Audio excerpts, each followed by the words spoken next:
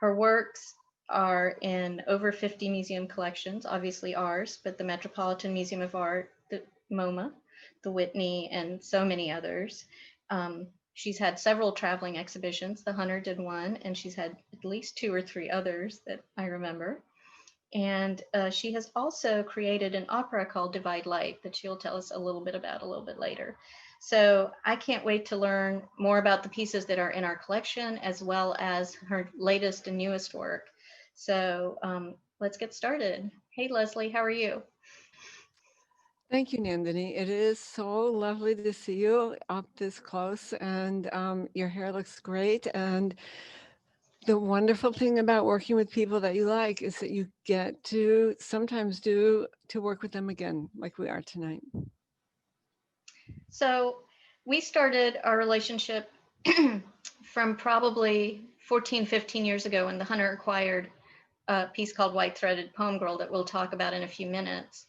But it was the traveling exhibition that you and I worked on in 2008, 9, 10, 11, because it went on for a while. And it started with the piece Rise, which was such a new piece for you at the time and kind of the centerpiece of that exhibit and the centerpiece of the current exhibit. So do you want to tell us a little bit about Rise and how it came to be? Sure. Here, I'll start with images. This image of Nandini, I think, right there, unrolling this fabric. The fabric that I used in this piece is silk organza, and I hand dyed it red. So this little woman is made out of cast red fabric. I wanted from this little woman, I wanted her soul to emit from her and to go up high into the sky and up into the ceiling of the Hunter Museum. Mhm. Here it is. And here it is. Thank you. And here it is.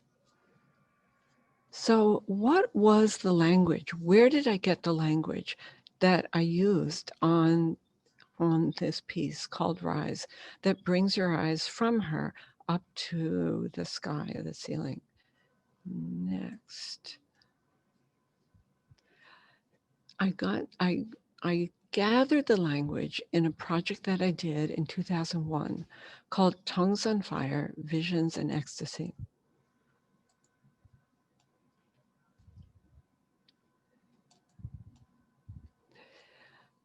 I wondered how many people in Winston-Salem had had experiences of revelation or intense dreams. As part of the project, we actually did billboards of, of some of the things that the community the community said to me. So this one is small visions change me, change who I am, change who I want to be. This next one is experience left me and I felt weightless. I have left my body twice. I began to spin head over heels slowly. And this is Reverend Mendez, whose church I joined at that time. My name was called, in darkness I see. So, So thank you, Nandini. Go ahead. no, I was just going to say those are all the visions you gathered, right? Things that people told you. So, Yeah. what got you started on being interested in visions and gathering those experiences? Well, as you know, I was a girl growing up in the snowy winters of Maine. And at 14, now, this is me at 14. It's, it's, I can't believe I'm showing you this image, but this is me at 14. And what happened was one day I stood up. Thank you. I stood up and my visual screen went black. And um, I could see nothing except that I felt an immense sense of rapture and bliss. And I also was given to see war and cruelty and torment and torture. And somehow there was a message in there that was accompanied by the bliss that everything was all right. And I know now is a very tricky time to say that I had a vision where things were all right, but nevertheless, that is the truth of my vision. So I thought, thanks. So Adara, is it easier if I say next, next, next? It's easier? Yeah. Okay, I'll do that. So so in Winston-Salem, North Carolina, I wondered, did anybody else have unasked for revelatory experiences? So I talked to many different people. Next. And this is the choir of the Emmanuel Baptist Church. And we talked about the act of looking up and the fact that if you look up, sometimes a little bit of wonder will come in your eyes and into your body. So that is why I wanted rise, to go up. So the viewer would come in, look at the little woman, and they would rise up with their eyes to the ceiling. So they would have an experience. Next. So, how did you? So, some of the language from Tongues on Fire ended up on the banners, and Mm-hmm. some ended up in the billboards Mm-hmm. and on prints and other pieces. How did you decide what went on the banners versus other things? Do you remember? It's been a while. No, choosing language is, well, it's one of my favorite things to do. So choosing language for a particular context is something that I have cultivated and worked on and hope that there is a little of something because of the words that are chosen to accompany an image. Here, may I talk about this image? Well, we had one more question about Rise Oh, before we we go, did. which Okay. is it's so different from your other pieces that tend to be um, more earth toned or monochromatic. So could you talk a little bit about the red I that will. is I will in that? talk about the brilliant red. Briefly, I'll talk about this image, which is I moved. We're going to move from Winston-Salem, North Carolina, to Nepal, India, and I was walking around looking at temples, and I saw this temple, and I had never seen one that was exactly like this, with this metal ribbon that came down, and I asked the attendant, what is this and what is it about? And he said, oh, madam, this is the tongue of God. You stand here at the doorway and you say your prayers, and they go up this ribbon and they go up into the sky, into the ear of God. Next. So, to answer your question, Anthony, yes, I did indeed grow up as a black and white person, not only because of the snowy times and shoveling so much snow in Maine, but and the black branches against the sky, but also my love of black print against paper. Next. So, what influenced my use of red, which is an unusual decision for me for Rise for the Hunter Museum? Well, Nandini, you are from India, yeah? Mm-hmm. Yes. So I don't know if that might have influenced my choice of red, but in any case, living in India, we lived in New Delhi, India for about 2 years. And Mm-hmm. the women in New Delhi, India dressed in, well, not quite like this with a sword in their teeth, but they dressed in beautiful flowing fabrics and a lot of red. Next.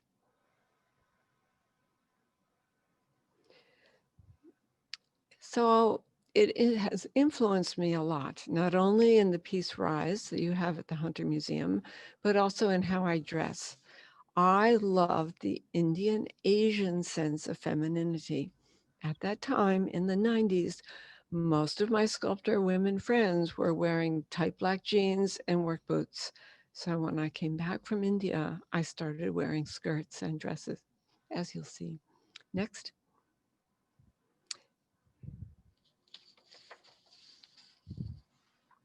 Okay, so this piece ties back in to India quite a bit. This is White Threaded Poem Girl, and this was actually the Hunter's first acquisition, I think back in 2005 or six, by Lesley, I mean. And so it kind of started us on the the journey of talking with her about organizing a traveling exhibition. And so tell us about the background of this work, Lesley. Well, on a very basic level, I drank so much tea in India that for a long time I ended up staining everything that was fabric, tea, and paper. But in this case, when I came back to New York, I, Nadine, what is that process of putting designs on the hand called? Mehndi henna. Mendi, henna. Yeah. So in India, my women friends would put designs of henna on their hands, like a kind of tattoo. So when I came back to New York, I thought of words being tattooed on a body. So here, my friend Rhea Harvey, I painted the words of an Emily Dickinson poem on her body in white paint. The poem is "The Soul Has Bandaged Moments." I could go on, but I will go to the next slide. Dickinson. So, at about the time this photo was taken of my mom, I was lost in New York City trying to make art. I didn't know who I was. I didn't really have a voice. I was influenced by Giacometti, but I didn't know what to do because he'd already done all the best work. So my mother sent me something. She sent me a book of next of Emily Dickinson poetry.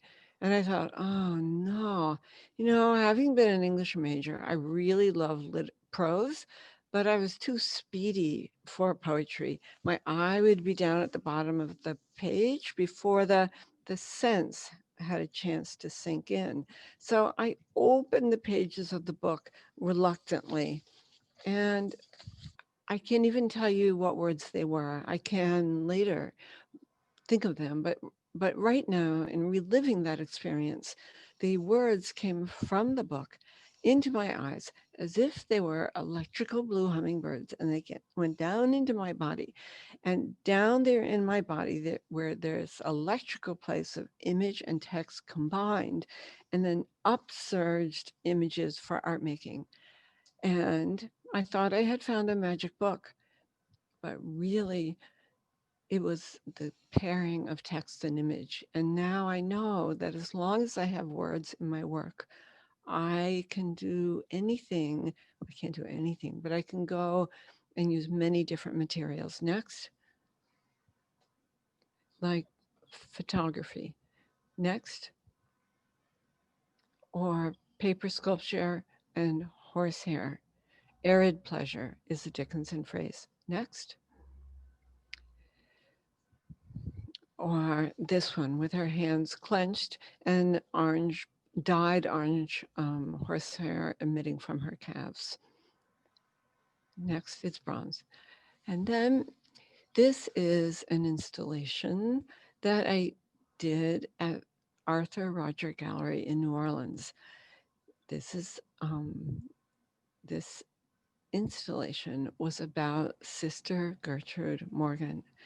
And I will tell you more about her in the studio because I'm doing another sculpture. But this sculpture is Sister Gertrude Morgan as the bride of Jesus. And I thought, wow, I am going to make her such a wedding dress. So I don't know when, 1990, I walked into the American Folk Art Museum when it was on 53rd Street, and there was an exhibition by Sister Gertrude Morgan. And I thought, oh my gosh, this is incredible work.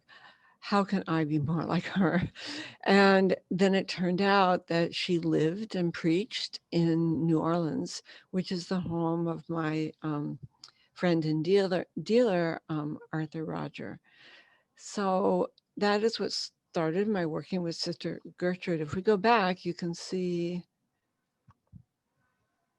there. So here again is her wedding dress. And like with Rise, I put language on her banners that were appropriate for her. Sister Gertrude Morgan, Faith Like a Guillotine, Revelation. Next. And this sculpture is Big Gal Faith. And this also refers to my early 14-year-old experience, the idea of having faith and having it be something that is really incredibly huge and enormous. Next. Now, in making art, I look for words that are magnets of resonance and recognition that pull me to an edge. I look for, wait for a place inside myself that opens up to and evokes a surge of ideas. And this go back. This happened to me in in in regards to the development of my opera called Divide Light, as Nandini said. So I had done a number of performances in the 90s. And then I thought, I would love to do something with Emily Dickinson. I was working with a wonderful composer, Tom Morgan, and the two of us decided that if we were going to do music of Emily Dickinson, it had to be an opera. It had to be song and music that was as wide and deep and intense as her language. So, for example, this actor, singer, is wearing a thrill skirt. The thrill came slowly, like a boon for centuries delayed. Next. And this is the costume that says Divide Light. Next. It's made out of 3 complete books of Emily Dickinson that I tore apart and sewed onto these scrolls and banners. So as you see, it says Divide Light, if you dare. Now, Emily Dickinson is fantastically popular right now, which is terrific. She has, I think, 2 TV shows, or maybe 1 TV show with many episodes. And she also has at least 2 films about her. I did not want to do anything like these pieces. I did not want to present or to try to present her mysterious, evanescent, unknown persona. I felt it was more than enough to work with her words and to make a story, to make a libretto out of her poems, starting with fear and fragility, some too fragile for winter winds, and ending with or going through horror, loneliness, and ending with ecstasy. Next. And here is the finale dress. The finale song is her words, take all away from me, but leave me ecstasy. How ruthless is that? Take it all away from me, but just leave me ecstasy. Those dresses were amazing. I can see that you've transitioned into some new things. And you're going to share some of this and then take us to your studio, correct? Yeah, this is an exhibition that I had at Nora Jaime Gallery in 2018 called Wilderness. Someone, a curator from the Figge Museum in Iowa, evidently strolled by and saw the exhibition at Nora's and said, Lesley, would you like to have an exhibition here in Iowa at the Figge? So I flew out and they offered me this room, this space. Now, this space, in fact, this object model, I'm going to also show you in the studio. But, my studio here in Brooklyn is something of a kitchen studio. My kitchen and living room are there. And then over here is my studio. My studio is 300 square feet. The Figge Museum is almost 4,000 square feet. So I thought, I want to take this space. So I have spent the last 2 years working on sculptures and banners to wrap this space. So over the years, in working with language of writers like Emily Dickinson and Walt Whitman, I had always thought that their poetry just came to being by magic, that poetry existed by itself in the air like stealth balloons, completely not grounded to the earth. So what was happening in the country when they wrote? I mean, I had never thought about it because I had thought so much about poetry being its own state, its own country, its own world. However, Walt Whitman here, who looks interestingly like my first husband, and Emily Dickinson, um, they made most of their work, they wrote their poems at the time of the American Civil War, a time of great distress and division in our country, which we are living through right now. Here is a sculpture of Walt Whitman with a banner. Was somebody asking to see the soul? And also, he wrote, "Come," said the muse, "sing me a song no poet has yet chanted. Bring me the universal." Next. In 1637, Anne Hutchinson asked, "Have I true grace?" Next. And Jonathan Edwards wrote, "There seemed a calm, sweet glory in almost everything in the mid 1700s." Stay. And of course, for these Calvinist Puritans, there was hell, something to fear, something to lead your life against. Jonathan Edwards is famous for his sermon, "Sinners in the Hands of an Angry God." Next.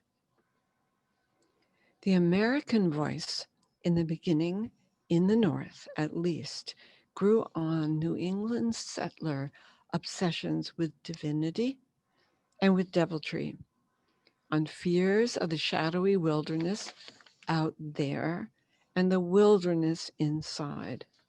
"A vast howling wilderness," wrote Mary Rowlandson. And I grew up in Maine in the Adirondacks. So actually, I I love the haunted wilderness. Next.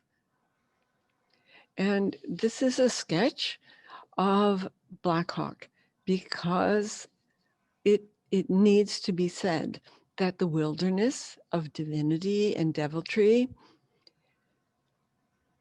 was of the white European settlers who were stealing our Native Americans' land and killing and massacring them.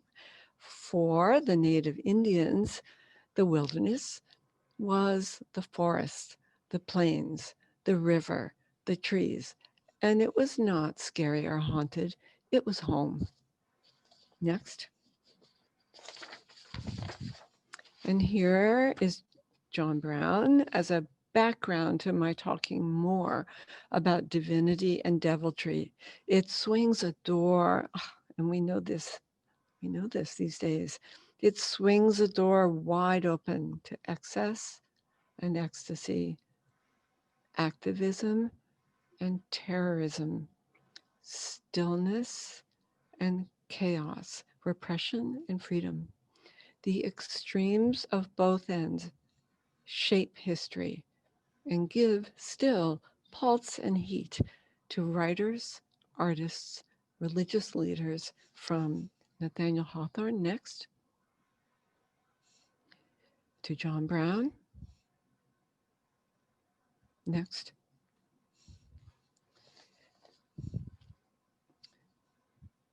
Lesley, as you're going through some of these, one of the questions we've gotten is about how you choose the lettering, the typesetting, kind of, it has a very historic tendency there, but Mm-hmm. you've used it before as well with the Dickinson-based works. So,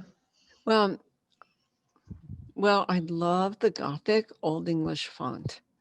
And I also love I think it's called New York Times mm, something font. And there are other ones like, um, like, what? Garibaldi, um, that I'll think of in a minute. What I wanted to be careful of was that when I was working on figures from the time period of John Brown, the time period of the 1860s or before, that I used at least here and there the Old English Gothic font. And that when we moved next, I'll tell you. mm-hmm. And and here also is Sojourner Truth. Aren't I a woman? But here for her, I stopped using the Old English Gothic because she and Walt Whitman both I see as being transition important people to the contemporary way of speaking and of writing in a direct way without filigree. Next. And you'll see this. So this in a way is going back because this is an image of Mother Ann Lee, who came here in the mid 1700s. And I'll talk more about her in the studio. Next. Okay, so here you see both artist and artwork. So this is the new image of Sister Gertrude Morgan that I will show you in the studio in a minute. And this is Horace Pippin, who I don't think I can live without as an artist or a human being. He is so special. I will talk about him next.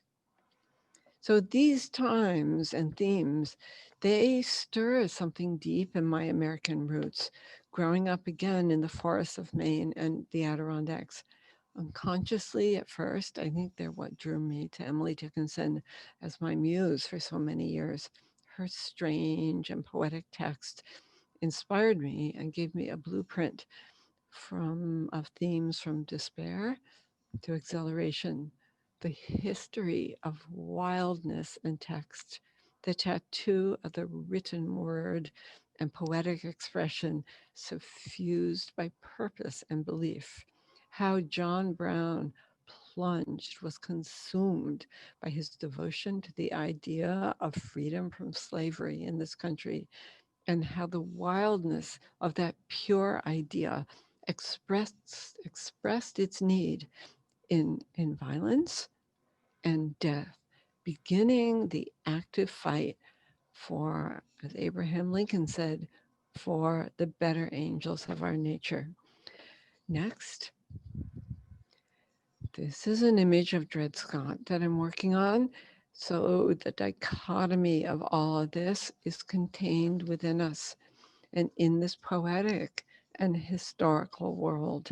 Again, fear and divinity, devotion and explosive breaks into violence and vision.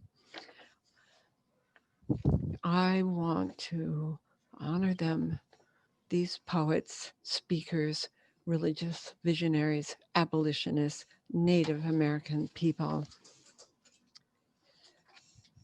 Shall we go into the studio?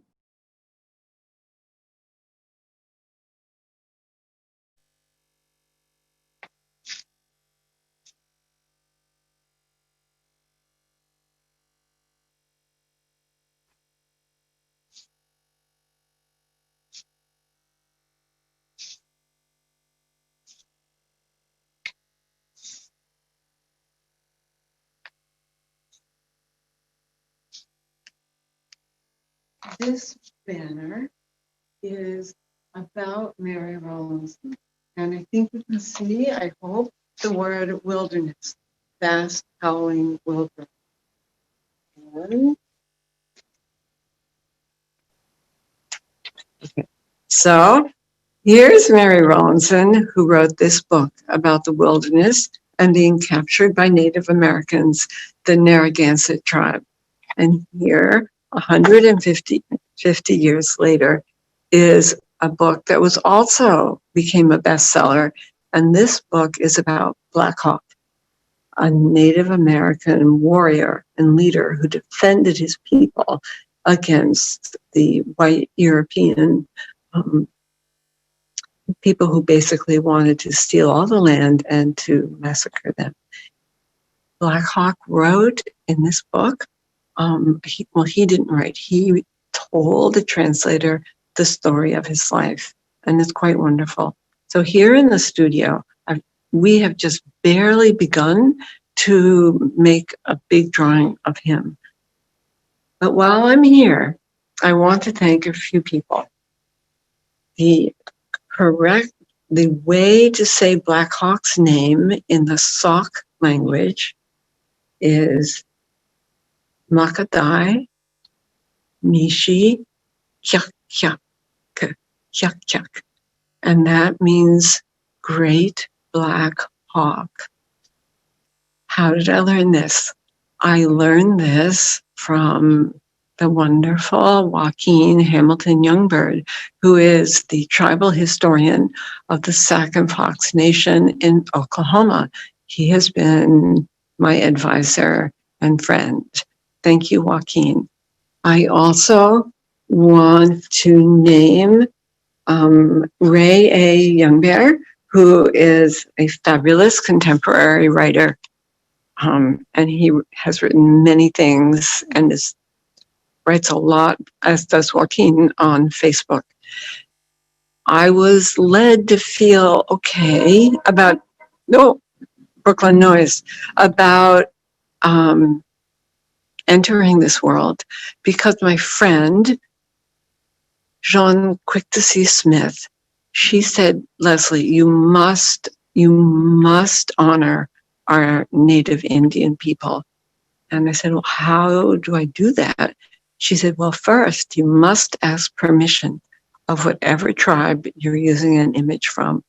I said, oh. And she said, you must. Don't be afraid. Go forward. Move into the light. So I want to thank her, Sean Quick to See Smith, especially for helping to open the door for me. Thank you. Now, there are many people in this studio. Come with me a little bit.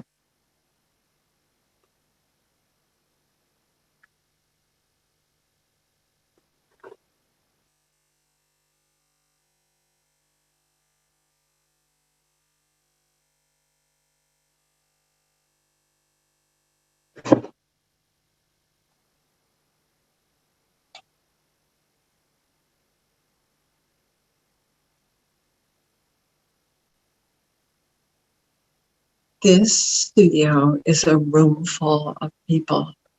It is a room full of sculptures and paintings. And it is more. It is a room full of the books I've read, the books I've shown you, and the theologians and historians who have helped me. I have not worked alone on this exhibition.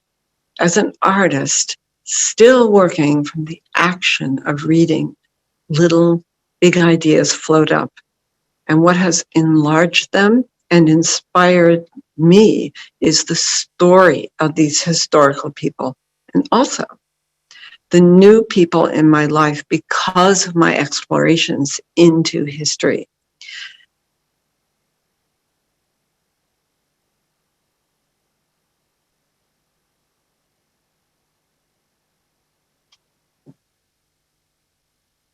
So I'm going to talk now about Mother Ann Lee, but I'm also going to share with you that in the sculpture of Jonathan Edwards, which is not here, 8 of these sculptures that are finished are currently in storage, waiting to go to Iowa, Alabama, Maine, and upstate New York. So, Catherine Reckless, I want to just give a shout out to you and your fantastic book about Jonathan Edwards. It is a thriller. And then the fantastic Sally Promey, who wrote this book about spiritual spectacles, about the Shakers. The idea that you could get a gift of spectacles that would enable you to see the world as it truly is, full of spirit. So now, the Shakers. This is a big sculpture of Mother Ann Lee and Heavenly Mother Ann Lee. Ann Lee was a shaking Quaker in England, and she had a revelation in 1774 to found her religion of the Shakers and come to New York. It was called the United Society of Believers in Christ. Oh, in Christ, it was United Society of Believers in Christ second appearing. They believed in communal ownership of property. They were celibate and valued simplicity. We often know of them from their beautiful furniture. However, these Shakers are not a chair. They embodied ecstatic experience in song, dance, like, shaking, speaking in tongues, and visions. So you can see why she's important to me, because of the acceptance and the nurturing of ecstatic experience. They came to believe Ann Lee was the female Messiah, the second coming of Christ. How is this? The structure of the religion is thus.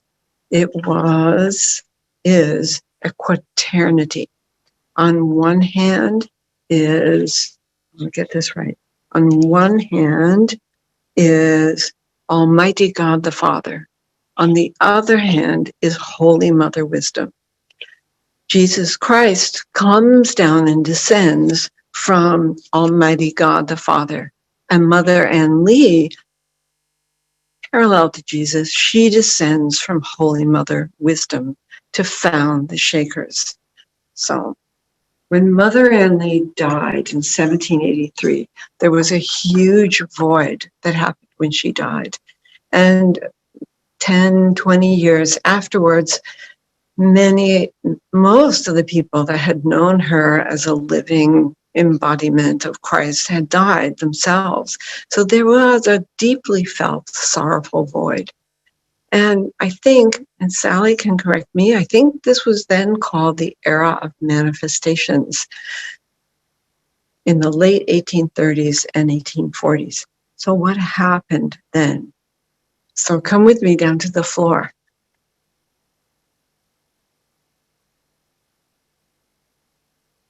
So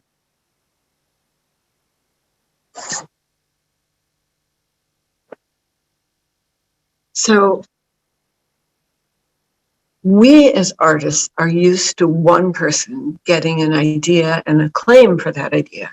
But for the Shakers, it involved two people getting an idea and then making it happen. So this woman would be given to have a vision of visual spirituality. And she would tell this woman what it looked like and what it was. And this woman would be the woman who would paint, and with ink or with paint, would paint the designs or the vision of this incredible blazing tree, which is a hallmark of the shape. As an artist, I love this idea of not just one person having an idea. Why is that? That is because I do not work alone. I work these days with Sarah Ingber. Hi, Sarah, remotely. Well, she comes a little bit mess. Sarah Ingber. Thank you, Hey Mignon. Thank you, Alana Sears, without whom none of this work would be made. So I say thank you. And again, I say thank you to Nora Hami for helping energize and support me during the 2 years that I've made this work. Now, please note, this is Heavenly Mother and Lee. It is my own fiction, but I wanted to have a ghostly, beautiful image of someone hovering above Mother and Lee.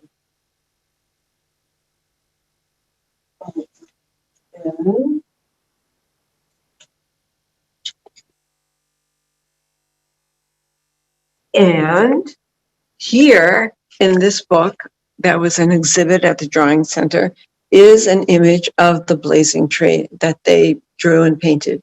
And this is what inspired the blazing tree here, the blazing tree here, and the blazing tree on the other side.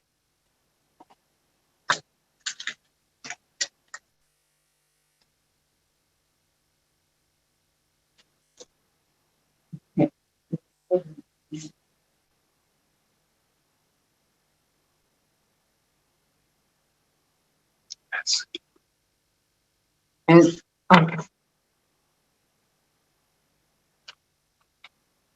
so here is the model of the room that this small studio will expand into. And at this moment, I would like to also give a shout out and a thank you to curator Andrew Wallace and the director Michelle Hargrave.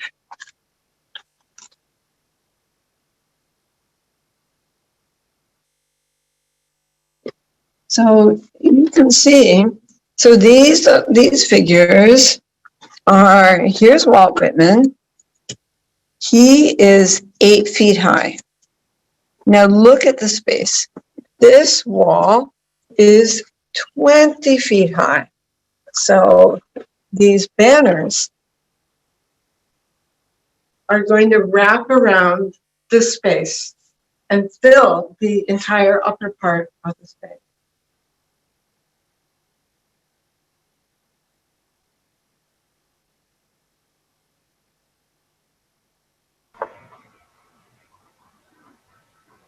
Are you still with me?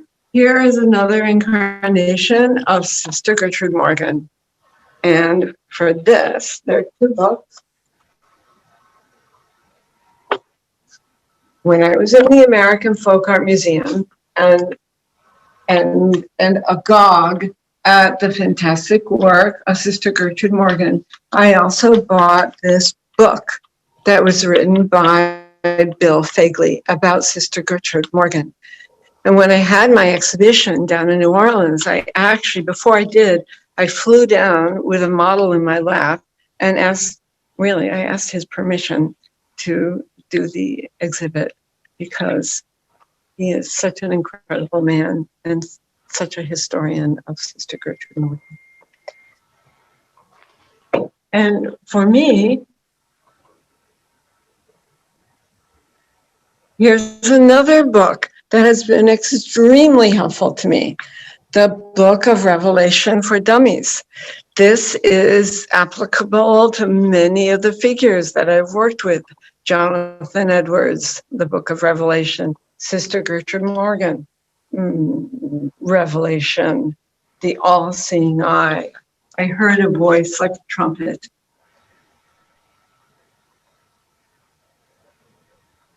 She was also given to have a vision. And in her vision, she was to be the bride of Christ. And she dressed in white for the rest of her life. Okay? Okay, who else dressed in white for the rest of her life, her adult life? Are you shouting out? So, she dressed in white for the rest of her adult life. So what interests me in this work is the correspondences between Sister Gertrude Morgan, Mother Ann Lee, Emily Dickinson, Black Hawk, Dred Scott, Horace Pippin, and here, of course, John Brown, who the sculpture is in storage, but here he is. He also had a revelation in church.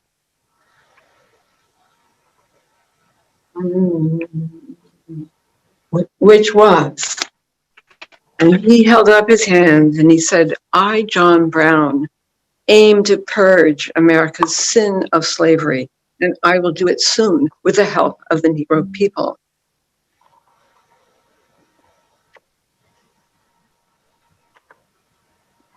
Okay. And I'm standing on Emily Dickinson.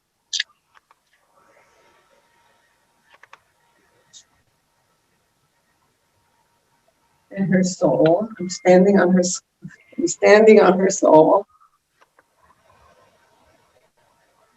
And the filmmaker is standing on her name.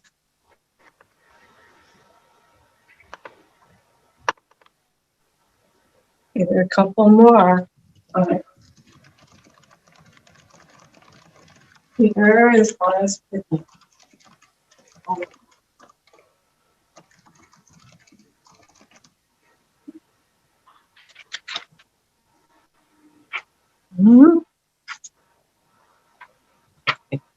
This is Horace Pippin, a quiet man of great courage and strength. He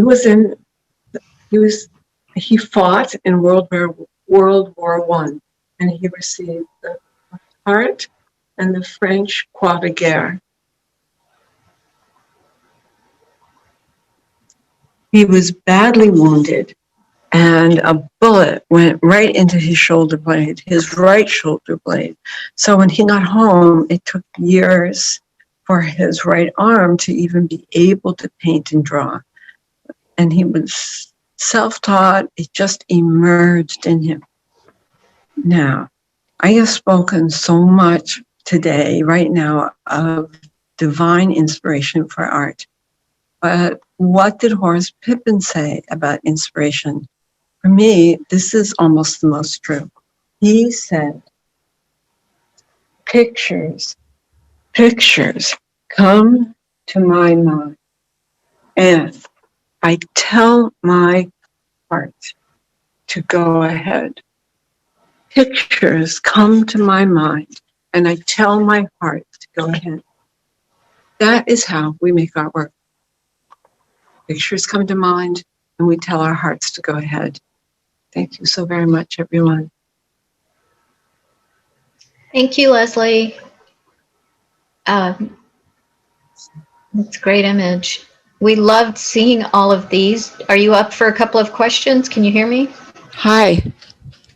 Hey, that was amazing.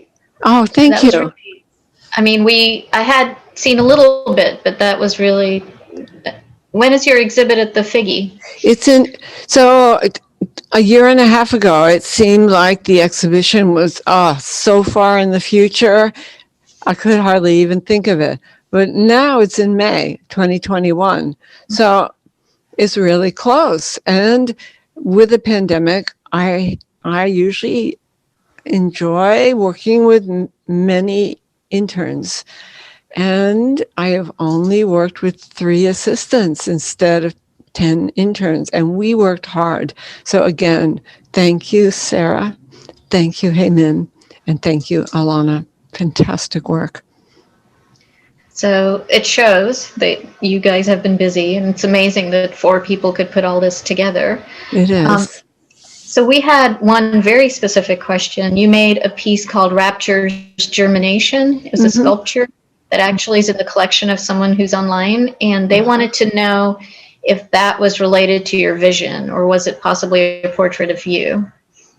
Is it a sculpture? What material is it made out of? I believe it's a bronze sculpture, and it's white.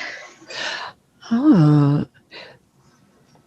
Well, feel free to email me. I'll email you. Especially with Dickinson's words, rapture's germination. You know, I just felt like I had come home. That vision was so scary. I mean, I did not go downstairs and tell my parents. I went downstairs and had Cheerios, and I didn't tell husband number 1, and I didn't tell husband number 2. It wasn't until I did the project in Winston-Salem, and everyone told me of their experiences, that I felt more comfortable in speaking of it.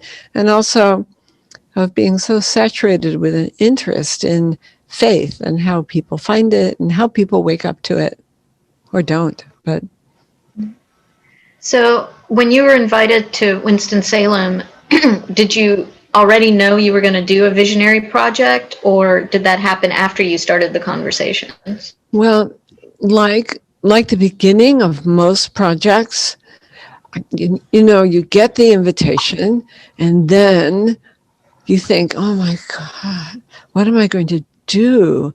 And, it just feels like, and then I thought, and it arises.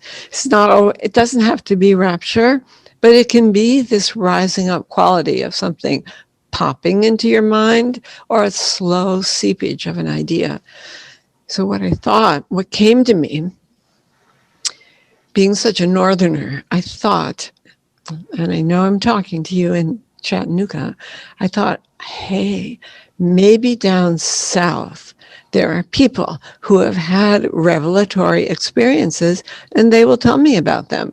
I thought of the South as being a more relaxed, more open, more spiritual place than the North, the cold, hard North that I came from.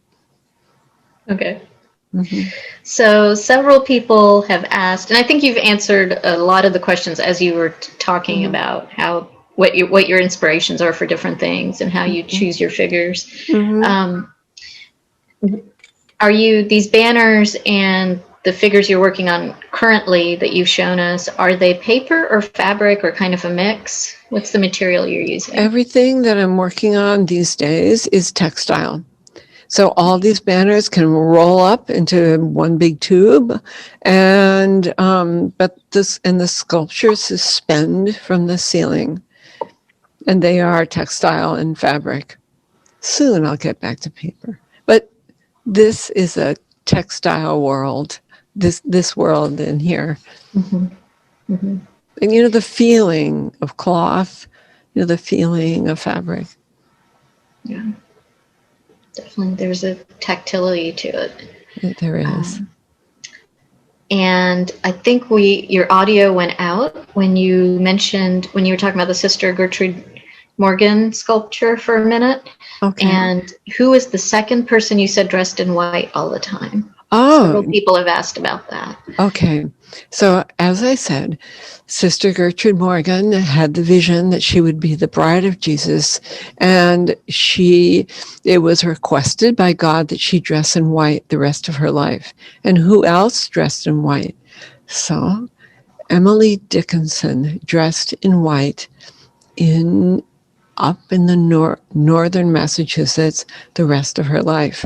So it's sort of a house dress, really, but white, like Sister Gertrude Morgan. So it's just interesting that these two women from such different places in our geography have many things in common. That is surprising. Mm-hmm. And you've been wearing dresses for 20, 30 years as you work now. Yeah, right? Because of India and because of my belief in femininity. Mm-hmm. Interesting. Well, I really appreciate all that you did to get ready and putting everything back up in your studio after it was down and wrapped and ready to go to the museum. And we were so thrilled, had lots of people participating from around the country, and I hope to see you down here at some point again. I know. I really miss you talking to you like this. It was so much fun working together, and this is working together as well. So thank you, everyone. Thank you, Adara. Thank you, Kara. Thank you, Hunter Museum. And thank you all for attending, and keep an eye out for other virtual Hunter and Artwise in the studios in the future. Thank you all for coming.